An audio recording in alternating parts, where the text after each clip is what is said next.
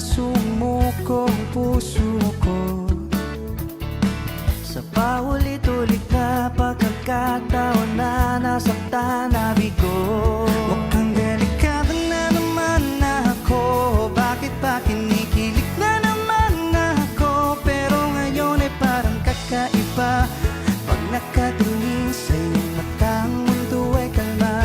Ngayon nandyan ka na, di magmamadali, kung lang ang katabi sa ang buhok ay pumuti. Di na maghahanap ng kung anong sagot sa mga tanong, dahil ikaw ang katiyakan ko.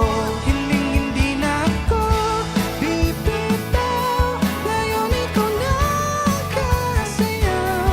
Kung meron ng kulay ang aking nagsisilbing tanglaw, ikaw ay dilaw. Di akalaing mararamdaman kung muli ang iyakap ng panahon habang kumakalapit